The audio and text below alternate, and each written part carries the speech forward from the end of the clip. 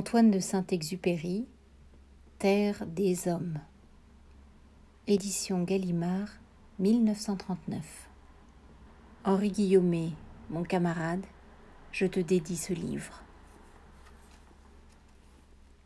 La terre nous en apprend plus long sur nous que tous les livres, parce qu'elle nous résiste. L'homme se découvre quand il se mesure avec l'obstacle. Mais pour l'atteindre, il lui faut un outil. Il lui faut un rabot ou une charrue. Le paysan, dans son labour, arrache peu à peu quelques secrets à la nature, et la vérité qu'il dégage est universelle.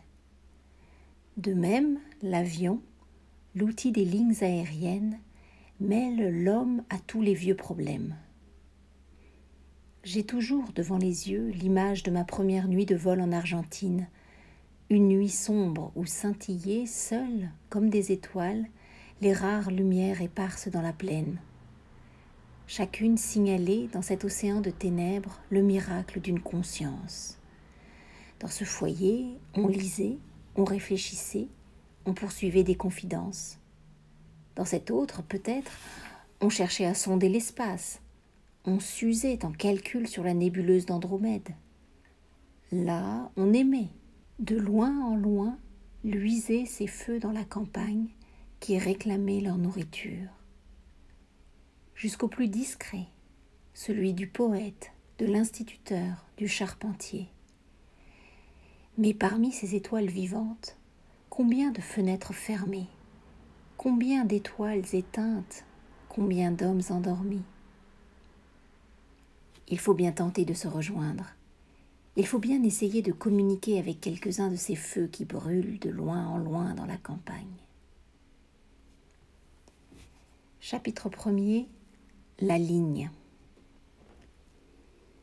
C'était en 1926.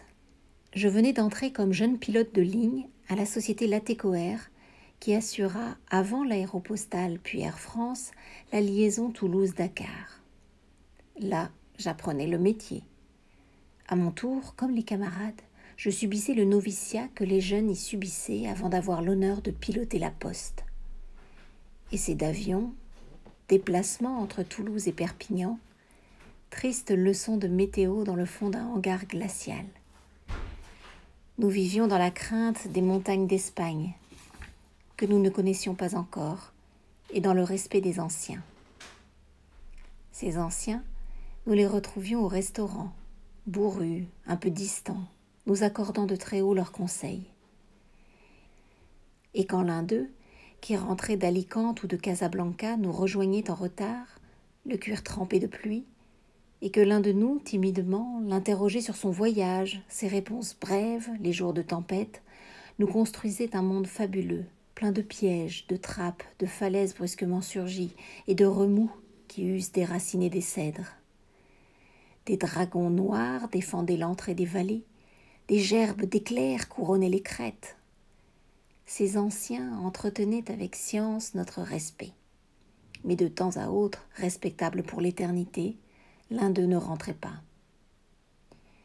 Je me souviens ainsi d'un retour de Bury, qui se tua depuis dans les Corbières. Ce vieux pilote venait de s'asseoir au milieu de nous et mangeait lourdement sans rien dire, les épaules encore écrasées par l'effort. C'était au soir de l'un de ces mauvais jours, où d'un bout à l'autre de la ligne, le ciel est pourri, où toutes les montagnes semblent aux pilotes rouler dans la crasse comme ces canons aux amarres rompus qui labouraient le pont des voiliers d'autrefois. Je regardais Bury, avaler ma salive et me hasardais à lui demander enfin si son vol avait été dur. Bury n'entendait pas, le front plissé, penché sur son assiette. À bord des avions découverts par mauvais temps, on s'inclinait hors du pare-brise pour mieux voir, et les gifles de vent sifflaient longtemps dans les oreilles. Enfin, Bury releva la tête, parut m'entendre, se souvenir, et partit brusquement dans un rire clair. Et ce rire m'émerveilla, car Bury riait peu, ce rire bref qui illuminait sa fatigue. Il ne donna point d'autre explication sur sa victoire, pencha la tête et reprit sa mastication dans le silence. Mais dans la grisaille du restaurant, parmi les petits fonctionnaires qui réparent ici les humbles fatigues du jour, Ce camarade aux lourdes épaules me parut d'une étrange noblesse. Il laissait sous sa rude écorce percer l'ange qui avait vaincu le dragon. Vint enfin le soir où je fus appelé à mon tour dans le bureau du directeur. Il me dit simplement « Vous partirez demain ». Je restai là, debout, attendant qu'il me congédiât. Mais après un silence, il ajouta « Vous connaissez bien les consignes ?» Les moteurs, à cette époque-là, n'offraient point la sécurité qu'offrent les moteurs d'aujourd'hui. Souvent, ils nous lâchaient d'un coup, sans prévenir, dans un grand tintamarre de vaisselle brisée. Et l'on rendait la main vers la croûte rocheuse de l'Espagne, qui n'offrait guère de refuge. Ici, quand le moteur se casse, disions-nous, l'avion, hélas, ne tarde guère à en faire autant. Mais un avion, cela se remplace. L'important était avant tout de ne pas aborder le roc en aveugle. Aussi nous interdisait-on, sous peine des sanctions les plus graves, le survol des mers de nuages au-dessus des zones montagneuses. Le pilote en panne s'enfonçant dans les touffes blanches eût tamponné les sommets sans les voir. C'est pourquoi, ce soir-là, une voix lente insistait une dernière fois sur la consigne.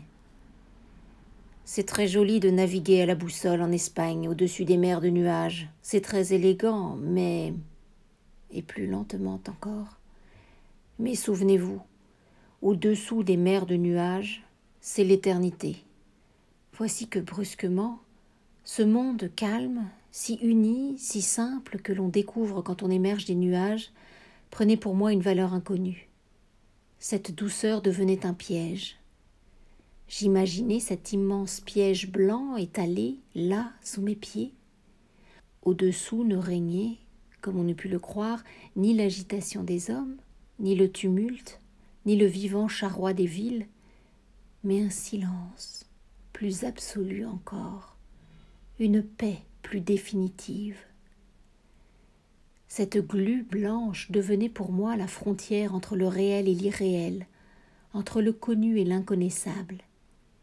Et je devinais déjà qu'un spectacle n'a point de sens, sinon à travers une culture, une civilisation, un métier. Les montagnards connaissaient aussi les mers de nuages. Ils ne découvraient cependant pas ce rideau fabuleux. Quand je sortis de ce bureau, j'éprouvai un orgueil puéril. J'allais être à mon tour, dès l'aube, responsable d'une charge de passagers, responsable du courrier d'Afrique. Mais j'éprouvais aussi une grande humilité. Je me sentais mal préparée. L'Espagne était pauvre en refuge. Je craignais, en face de la panne menaçante, de ne pas savoir où chercher l'accueil d'un champ de secours. Je m'étais penchée, sans y découvrir les enseignements dont j'avais besoin, sur l'aridité des cartes. Aussi, le cœur plein de ce mélange de timidité et d'orgueil, je m'en fus passer cette veillée d'armes chez mon camarade Guillaumet. Guillaumet m'avait précédé sur ces routes. Guillaumet connaissait les trucs qui livrent les clés de l'Espagne. Il me fallait être initié par Guillaumet. Quand j'entrai chez lui, il sourit. « Je sais la nouvelle. Tu es content ?» Il s'en fut au placard chercher le porto et les verres, puis revint à moi, souriant toujours. « Nous arrosons ça. Tu verras, ça marchera bien. » Il répandait la confiance comme une lampe répand la lumière, ce camarade qui devait plus tard battre le record des traversées postales de la cordillère des Andes et de celle de l'Atlantique Sud. Quelques années plus tôt, ce soir-là, en manche de chemise, les bras croisés sous la lampe, souriant du plus bienfaisant des sourires, il me dit simplement « Les orages, la brume, la neige quelquefois, ça t'embêtera. Pense alors à tous ceux qui ont connu ça avant toi. Et dis-toi simplement, ce que d'autres ont réussi, on peut toujours le réussir. » Cependant, je déroulais mes cartes, et je lui demandais quand même de revoir un peu avec moi le voyage. Et penché sous la lampe, appuyé à l'épaule de l'ancien, je retrouvai la paix du collège. Mais quelle étrange leçon de géographie je reçus là. Guillaumet ne m'enseignait pas l'Espagne. Il me faisait de l'Espagne une amie. Il ne me parlait ni d'hydrographie, ni de population, ni de cheptel. Il ne me parlait pas de Guadix, mais des 3 orangers qui, près de Guadix, bordent un champ. Méfie-toi d'eux, marque-les sur ta carte. Et les 3 orangers y tenaient désormais plus de place que la Sierra Nevada. Il ne me parlait pas de Lorca, mais d'une simple ferme près de Lorca. d'une ferme vivante, et de son fermier et de sa fermière, et ce couple prenait, perdu dans l'espace, à 1500 kilomètres de nous, une importance démesurée. Bien installés sur le versant de leur montagne, pareils à des gardiens de phare, ils étaient prêts, sous leurs étoiles, à porter secours à des hommes. Nous tirions ainsi de leur oubli, de leur inconcevable éloignement, des détails ignorés de tous les géographes du monde. Car l'Èbre seul, qui abreuve de grandes villes, intéresse les géographes. Mais non ce ruisseau caché sous les herbes à l'ouest de Motril, ce père nourricier d'une trentaine de fleurs. Méfie-toi du ruisseau, il gâte le champ. Porte-le aussi sur ta carte. Ah, je me souviendrai du serpent de Motril. Il n'avait l'air de rien, c'est à peine si, de son léger murmure, il enchantait quelques grenouilles. Mais il ne reposait que d'un œil. Dans le paradis du champ de secours, allongé sous les herbes, il me guettait à 2000 kilomètres d'ici. À la première occasion, il me changerait en gerbe de flammes. Je les attendais aussi de pied ferme, ces 30 moutons de combat, disposés là, au flanc de la colline, prêts à charger. Tu crois libre ce pré, et puis vlan, voilà tes 30 moutons qui te dévalent sous les roues. Et moi je répondais par un sourire émerveillé à une menace aussi perfide.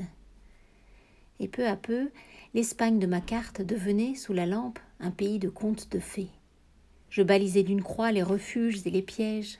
Je balisais ce fermier, ces 30 moutons, ce ruisseau. Je portais, à sa place exacte, cette bergère qu'avaient négligée les géographes. Quand je pris congé de Guillaumet, j'éprouvai le besoin de marcher par cette soirée glacée d'hiver. Je relevai le col de mon manteau, et parmi les passants ignorants, je promenais une jeune ferveur. J'étais fière de coudoyer ces inconnus avec mon secret au cœur. Ils m'ignoraient, ces barbares, mais leurs soucis, mais leurs élans, c'est à moi qu'ils les confieraient au lever du jour avec la charge des sacs postaux. C'est entre mes mains qu'ils se délivreraient de leurs espérances. Ainsi, emmitouflé dans mon manteau, je faisais parmi eux des pas protecteurs, mais ils ne savaient rien de ma sollicitude.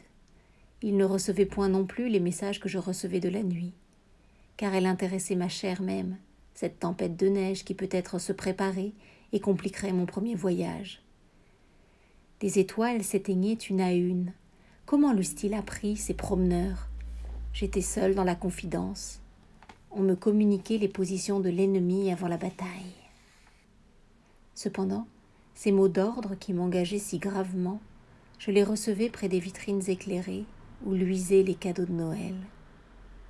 Là semblaient exposés dans la nuit tous les biens de la terre, et je goûtais l'ivresse orgueilleuse du renoncement. J'étais un guerrier menacé. Que m'importaient ces cristaux miroitants destinés aux fêtes du soir, ces abat-jours de lampes, ces livres? Déjà je baignais dans l'embrun. Je mordais déjà, pilote de ligne, à la pulpe amère des nuits de vol. Il était 3 heures du matin quand on me réveilla. Je poussai d'un coup sec les persiennes, observai qu'il pleuvait sur la ville et m'habillai gravement. Une demi-heure plus tard, assis sur ma petite valise, j'attendais à mon tour sur le trottoir luisant de pluie que l'omnibus passât me prendre. Tant de camarades avant moi, le jour de la consécration, avaient subi cette même attente, le cœur un peu serré. Il surgit enfin au coin de la rue, ce véhicule d'autrefois, qui répandait un bruit de ferraille. Et j'eus droit, comme les camarades, à mon tour, à me serrer sur la banquette, entre le douanier mal réveillé et quelques bureaucrates. Cet omnibus sentait le renfermé, l'administration poussiéreuse, le vieux bureau où la vie d'un homme s'enlise. Il stoppait tous les 500 mètres pour charger un secrétaire de plus, un douanier de plus, un inspecteur. Ceux qui, déjà, s'y étaient endormis, répondaient par un grognement vague au salut du nouvel arrivant, qui s'y tassait comme il pouvait, et aussitôt s'endormait à son tour. C'était, sur les pavés inégaux de Toulouse, une sorte de charroi triste, et le pilote de ligne, mêlé aux fonctionnaires, ne se distinguait d'abord guère d'eux. Mais les réverbères défilaient, mais le terrain se rapprochait, mais ce vieil omnibus branlant n'était plus qu'une chrysalide grise dont l'homme sortirait transfiguré. Chaque camarade, ainsi, confondu dans l'équipe anonyme sous le sombre ciel d'hiver de Toulouse, avait senti, par un matin semblable, grandir en lui le souverain, qui, 5 heures plus tard, abandonnant derrière lui les pluies et les neiges du nord, répudiant l'hiver, réduirait le régime du moteur et commencerait sa descente en plein été dans le soleil éclatant d'Alicante. Ce vieil omnibus a disparu, mais son austérité et son inconfort sont restés vivants dans mon souvenir. Il symbolisait bien la préparation nécessaire aux dures joies de notre métier. Tout y prenait une sobriété saisissante. Et je me souviens d'y avoir appris, 3 ans plus tard, sans que 10 mots eussent été échangés, la mort du pilote l'écrivain, un des 100 camarades de la ligne qui, par un jour ou une nuit de brume, prirent leur éternelle retraite. Il était ainsi 3 heures du matin, le même silence régnait, lorsque nous entendîmes le directeur, invisible dans l'ombre, élever la voix vers l'inspecteur. « L'écrivain n'a pas atterri cette nuit à Casablanca. »« Ah !» répondit l'inspecteur. « Ah !» Et, arraché au cours de son rêve, il fit un effort pour se réveiller et pour montrer son zèle, et il ajouta « Ah oui, il n'a pas réussi à passer, il a fait demi-tour ?» À quoi, dans le fond de l'omnibus, il fut répondu simplement « Non ». Nous attendîmes la suite, mais aucun mot ne vint. Et à mesure que les secondes tombaient, il devenait plus évident que ce non ne serait suivi d'aucun autre mot, que ce non était sans appel, que l'écrivain non seulement n'avait pas atterri à Casablanca, mais que jamais il n'atterrirait plus nulle part. Ainsi, ce matin-là, à l'aube de mon premier courrier, je me soumettais à mon tour au rite sacré du métier. Et je me sentais manquer d'assurance à regarder à travers les vitres le macadam luisant où se reflétaient les réverbères. On y voyait, sur les flaques d'eau, de grandes palmes de vent courir. Et je pensais, pour mon premier courrier, vraiment, j'ai peu de chance. Je levai les yeux sur l'inspecteur. « Est-ce du mauvais temps ?» L'inspecteur jeta vers la vitre un regard usé. « Ça ne prouve rien, » grogna-t-il enfin. Et je me demandais à quel signe se reconnaissait le mauvais temps. Guillaumet avait effacé la veille au soir par un seul sourire tous les présages malheureux dont nous accablaient les anciens. Mais il me revenait à la mémoire. Celui qui ne connaît pas la ligne, caillou par caillou, s'il rencontre une tempête de neige, je le plains. Ah oui, je le plains. Il leur fallait bien sauver le prestige. Et ils hochaient la tête en nous dévisageant avec une pitié un peu gênante, comme s'ils plaignaient en nous une innocente candeur. Et en effet, pour combien d'entre nous déjà cet omnibus avait-il servi de dernier refuge ? 60, 80 ? Conduit par le même chauffeur taciturne un matin de pluie. Je regardais autour de moi. Des points lumineux luisaient dans l'ombre, des cigarettes ponctuaient des méditations. Humble méditation d'employés vieillis. À combien d'entre nous ces compagnons avaient-ils servi de dernier cortège ? Je surprenais aussi les confidences que l'on échangeait à voix basse. Elles portaient sur les maladies, l'argent, les tristes soucis domestiques. Elles montraient les murs de la prison terne dans laquelle ces hommes s'étaient enfermés. Et brusquement m'apparut le visage de la destinée. « Vieux bureaucrate, mon camarade ici présent, nul jamais ne t'a fait t'évader, et tu n'en es point responsable. Tu as construit ta paix à force d'aveugler de ciment, comme le font les termites, toutes les échappées vers la lumière. Tu t'es roulé en boule dans ta sécurité bourgeoise, tes routines, les rites étouffants de ta vie provinciale. Tu as élevé cet humble rempart contre les vents et les marées et les étoiles. Tu ne veux point t'inquiéter des grands problèmes.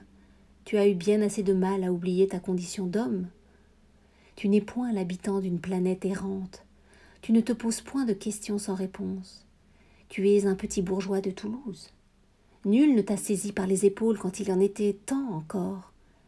Maintenant, la glaise dont tu es formé a séché et s'est durcie, et nul en toi ne saurait désormais réveiller le musicien endormi, ou le poète, ou l'astronome qui peut-être t'habitait d'abord. Je ne me plains plus des rafales de pluie. La magie du métier m'ouvre un monde où j'affronterai avant 2 heures les dragons noirs et les crêtes couronnées d'une chevelure d'éclairs bleus, où, la nuit venue, délivré, je lirai mon chemin dans les astres.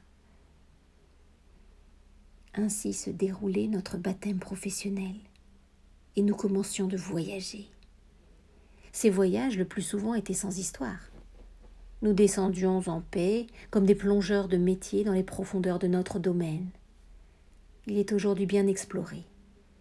Le pilote, le mécanicien et le radio ne tentent plus une aventure, mais s'enferment dans un laboratoire. Ils obéissent à des jeux d'aiguilles et non plus au déroulement de paysages. Au dehors, les montagnes sont immergées dans les ténèbres, mais ce ne sont plus des montagnes. Ce sont d'invisibles puissances dont il faut calculer l'approche. Le radio, sagement, sous la lampe, note des chiffres. Le mécanicien pointe la carte. Et le pilote corrige sa route si les montagnes ont dérivé, si les sommets qu'il désirait doubler à gauche se sont déployés en face de lui dans le silence et le secret de préparatifs militaires. Quant aux radios de veille au sol, ils prennent sagement sur leur cahier à la même seconde la même dictée de leurs camarades. Minuit 40, route au 230, tout va bien à bord. Ainsi voyage aujourd'hui l'équipage. Il ne sent point qu'il est en mouvement. Il est très loin, comme la nuit en mer, de tout repère. Mais les moteurs remplissent cette chambre éclairée d'un frémissement qui change sa substance. Mais l'heure tourne. Mais il se poursuit dans ses cadrans, dans ses lampes radio, dans ses aiguilles, toute une alchimie invisible. De seconde en seconde, ces gestes secrets, ces mots étouffés, cette attention prépare le miracle. Et quand l'heure est venue, le pilote, à coup sûr, peut coller son front à la vitre. L'or est né du néant. Il rayonne dans les feux de l'escale. Et cependant, nous avons tous connu les voyages où, tout à coup, à la lumière d'un point de vue particulier, à 2 heures de l'escale, nous avons ressenti notre éloignement comme nous ne l'eussions pas ressenti aux Indes, et d'où nous n'espérions plus revenir. Ainsi, lorsque Mermoz, pour la première fois, franchit l'Atlantique Sud en hydravion, il aborda vers la tombée du jour la région du Poteau Noir. Il vit en face de lui se resserrer de minute en minute les queues de tornades, comme on voit se bâtir un mur, puis la nuit s'établir sur ses préparatifs et les dissimuler. Et quand, 1 heure plus tard, il se faufila sous les nuages, il déboucha dans un royaume fantastique. Des trombes marines se dressaient là, accumulées et en apparence immobiles, comme les piliers noirs d'un temple. Elles supportaient, renflées à leurs extrémités, la voûte sombre et basse de la tempête. Mais au travers des déchirures de la voûte, des pans de lumière tombaient, et la pleine lune rayonnait entre les piliers sur les dalles froides de la mer. Et Mermoz poursuivit sa route à travers ces ruines inhabitées, obliquant d'un chenal de lumière à l'autre, contournant ces piliers géants où, sans doute, grondait l'ascension de la mer, marchant 4 heures le long de ces coulées de lune vers la sortie du temple. Et ce spectacle était si écrasant que Mermoz, une fois le Poteau Noir franchi, s'aperçut qu'il n'avait pas eu peur. Je me souviens aussi de l'une de ces heures où l'on franchit les lisières du monde réel. Les relèvements radiogoniométriques communiqués par les escales sahariennes avaient été faux toute cette nuit-là et nous avaient gravement trompés, le radiotélégraphiste Néry et moi. Lorsque, ayant vu l'eau luire au fond d'une crevasse de brume, je virai brusquement dans la direction de la côte, nous ne pouvions savoir depuis combien de temps nous nous enfoncions vers la haute mer. Nous n'étions plus certains de rejoindre la côte, car l'essence manquerait peut-être. Mais la côte une fois rejointe, il nous eût fallu retrouver l'escale. Or c'était l'heure du coucher de la lune. Sans renseignements angulaires, déjà sourds, nous devenions peu à peu aveugles. La lune achevait de s'éteindre, comme une braise pâle, dans une brume semblable à un banc de neige. Le ciel, au-dessus de nous, à son tour se couvrait de nuages, et nous naviguions désormais entre ces nuages et cette brume, dans un monde vidé de toute lumière et de toute substance. Les escales qui nous répondaient renonçaient à nous renseigner sur nous-mêmes. Pas de relèvement, car notre voix leur parvenait de partout et de nulle part. Et, brusquement, quand nous désespérions déjà, un point brillant se démasqua sur l'horizon à l'avant gauche. Je ressentis une joie tumultueuse. Néry se pencha vers moi et je l'entendis qui chantait. Ce ne pouvait être que l'escale, ce ne pouvait être que son phare, car le Sahara, la nuit, s'éteint tout entier et forme un grand territoire mort. La lumière, cependant, scintilla un peu, puis s'éteignit. Nous avions mis le cap sur une étoile, visible à son coucher, et pour quelques minutes seulement à l'horizon entre la couche de brume et les nuages. Alors nous vîmes se lever d'autres lumières, et nous mettions avec une sourde espérance le cap sur chacune d'elles tour à tour. Et quand le feu se prolongeait, nous tentions l'expérience vitale. « Feu en vue !» ordonnait Néri à l'escale de Cisneros. « Éteignez votre phare et rallumez 3 fois. » Cisneros éteignait et rallumait son phare. Mais la lumière dure que nous surveillions ne clignait pas, incorruptible étoile. Malgré l'essence qui s'épuisait, nous mordions chaque fois aux hameçons d'or. C'était chaque fois la vraie lumière d'un phare, c'était chaque fois l'escale et la vie. Puis il nous fallait changer d'étoile. Dès lors, nous nous sentîmes perdus dans l'espace interplanétaire, parmi 100 planètes inaccessibles, à la recherche de la seule planète véritable, de la nôtre, de celle qui, seule, contenait nos paysages familiers, nos maisons amies, nos tendresses, de celle qui, seule, contenait... Je vous dirai l'image qui m'apparut et qui vous semblera peut-être puérile, mais au cœur du danger, on conserve des soucis d'homme, et j'avais soif, et j'avais faim. Si nous retrouvions Cisneros, nous poursuivrions le voyage une fois achevé le plein d'essence, et atterririons à Casablanca dans la fraîcheur du petit jour. Fini le travail. Néri et moi descendrions en ville. On trouve à l'aube de petits bistrots qui s'ouvrent déjà. Néri et moi, nous nous attablerions, bien en sécurité, et riant de la nuit passée devant les croissants chauds et le café au lait. Néri et moi recevrions ce cadeau matinal de la vie. La vieille paysanne ainsi ne rejoint son Dieu qu'à travers une image peinte, une médaille naïve, un chapelet. Il faut que l'on nous parle un simple langage pour se faire entendre de nous. Ainsi la joie de vivre se ramassait-elle pour moi, dans cette première gorgée parfumée et brûlante, dans ce mélange de lait, de café et de blé, par où l'on communie avec les pâturages calmes, les plantations exotiques et les moissons, par où l'on communie avec toute la terre. Parmi tant d'étoiles, il n'en était qu'une qui composa, pour se mettre à notre portée, ce bol odorant du repas de l'aube. Mais des distances infranchissables s'accumulaient entre notre navire et cette terre habitée. Toutes les richesses du monde logées dans un grain de poussière égaré parmi les constellations. Et l'astrologue Néri, qui cherchait à le reconnaître, suppliait toujours les étoiles. Son poing soudain bouscula mon épaule. Sur le papier que m'annonçait cette bourrade, je lus « Tout va bien, je reçois un message magnifique » et j'attendis, le cœur battant, qu'il eût achevé de me transcrire les 5 ou 6 mots qui nous sauveraient. Enfin, je le reçus, ce don du ciel. Il était daté de Casablanca que nous avions quitté la veille au soir. Retardé dans les transmissions, il nous atteignait tout à coup, 2000 kilomètres plus loin, entre les nuages et la brume, et perdu en mer. Ce message émanait du représentant de l'État à l'aéroport de Casablanca, et je lus. « Monsieur de Saint-Exupéry, je me vois obligé de demander pour vous sanction à Paris. Vous avez viré trop près des hangars au départ de Casablanca. » Il était vrai que j'avais viré trop près des hangars. Il était vrai aussi que cet homme faisait son métier en se fâchant. J'eusse subi ce reproche avec humilité dans un bureau d'aéroport. Mais il nous joignait là où il n'avait pas à nous joindre. Il détonnait parmi ces trop rares étoiles, ce lit de brume, ce goût menaçant de la mer. Nous tenions en main nos destinées, celles du courrier et celles de notre navire. Nous avions bien du mal à gouverner pour vivre, et cet homme-là purgeait contre nous sa petite rancune. Mais, loin d'être irrités, nous éprouvâmes, Néri et moi, une vaste et soudaine jubilation. Ici nous étions les maîtres, il nous le faisait découvrir. Il n'avait donc pas vu à nos manches ce caporal que nous étions passés capitaine?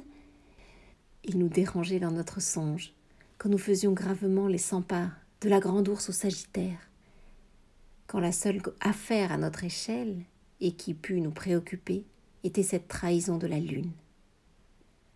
Le devoir immédiat, le seul devoir de la planète où cet homme se manifestait était de nous fournir des chiffres exacts pour nos calculs parmi les astres. Et ils étaient faux. Pour le reste, provisoirement, la planète n'avait qu'à se taire. Et Néri m'écrivit « Au lieu de s'amuser à des bêtises, il ferait mieux de nous ramener quelque part. » Il résumait pour lui tous les peuples du globe, avec leurs parlements, leurs sénats, leurs marines, leurs armées et leurs empereurs. Et relisant ce message d'un insensé qui prétendait avoir affaire avec nous, nous virions de bord vers Mercure. Nous fûmes sauvés par le hasard le plus étrange. Vint l'heure où, sacrifiant l'espoir de rejoindre jamais Cisneros et virant perpendiculairement à la direction de la côte, je décidai de tenir ce cap jusqu'à la panne d'essence. Je me réservais ainsi quelques chances de ne pas sombrer en mer. Malheureusement, mes phares en trompe-l'œil m'avaient attiré Dieu sait où. Malheureusement aussi, la brume épaisse dans laquelle nous serions contraints au mieux de plonger en pleine nuit nous laissait peu de chances d'aborder le sol sans catastrophe. Mais je n'avais pas à choisir. La situation était si nette que je haussai mélancoliquement les épaules quand Néry me glissa un message qui, 1 heure plus tôt, nous eût sauvés. Cisneros se décide à nous relever. Cisneros indique 216 douteux. Cisneros n'était plus enfoui dans les ténèbres. Cisneros se révélait là, tangible sur notre gauche. Oui, mais à quelle distance? Nous engageâmes, Néry et moi, une courte conversation. Trop tard. Nous étions d'accord. À courir Cisneros, nous aggravions nos risques de manquer la côte. Et Néry répondit « Cause 1 heure d'essence, maintenons cap au 93. » Les escales, cependant, une à une se réveillaient. À notre dialogue se mêlaient les voix d'Agadir, de Casablanca, de Dakar. Les postes radio de chacune des villes avaient alerté les aéroports. Les chefs d'aéroport avaient alerté les camarades. Et peu à peu, ils se rassemblaient autour de nous, comme autour du lit d'un malade. Chaleur inutile, mais chaleur quand même. Conseil stérile, mais tellement tendre. Et brusquement, Toulouse surgit. Toulouse, tête de ligne, perdue là-bas à 4000 kilomètres. Toulouse s'installa d'emblée parmi nous et, sans préambule, « Appareil, que piloter n'est-il pas le F ?» J'ai oublié l'immatriculation. « Oui. Alors disposez encore de 2 heures essence. Réservoir de cet appareil n'est pas un réservoir standard. Cap sur Cisneros. » Ainsi, les nécessités qu'impose un métier transforment et enrichissent le monde. Il n'est même point besoin de nuits semblables pour faire découvrir par le pilote de ligne un sens nouveau au vieux spectacle. Le paysage monotone qui fatigue le passager est déjà autre pour l'équipage. Cette masse nuageuse qui barre l'horizon cesse pour lui d'être un décor. Elle intéressera ses muscles et lui posera des problèmes. Déjà il en tient compte, il la mesure. Un langage véritable la lie à lui. Voici un pic lointain encore. Quel visage montrera-t-il? Au clair de lune, il sera le repère commode. Mais si le pilote vole en aveugle, corrige difficilement sa dérive et doute de sa position, le pic se changera en explosif. Il remplira de sa menace la nuit entière, de même qu'une seule mine immergée promenée au gré des courants gâte toute la mer. Ainsi varient aussi les océans. Au simple voyageur, la tempête demeure invisible. Observées de si haut, les vagues n'offrent point de relief, et les paquets d'embrun paraissent immobiles. Seules de grandes palmes blanches s'étalent, marquées de nervures et de bavures, prises dans une sorte de gel. Mais l'équipage juge qu'ici tout amérissage est interdit. Ces palmes sont pour lui semblables à de grandes fleurs vénéneuses. Et si même le voyage est un voyage heureux, le pilote qui navigue quelque part sur son tronçon de ligne n'assiste pas à un simple spectacle. Ces couleurs de la terre et du ciel, ces traces de vent sur la mer, ces nuages dorés au crépuscule, il ne les admire point, mais les médite. Semblable au paysan qui fait sa tournée dans son domaine et qui prévoit à 1000 signes la marche du printemps, la menace du gel, l'annonce de la pluie, le pilote de métier lui aussi déchiffre des signes de neige, des signes de brume, des signes de nuit bienheureuse. La machine, qui semblait d'abord l'en écarter, le soumet avec plus de rigueur encore aux grands problèmes naturels. Seul au milieu du vaste tribunal qu'un ciel de tempête lui compose, ce pilote dispute son courrier à 3 divinités élémentaires, la montagne, la mer et l'orage.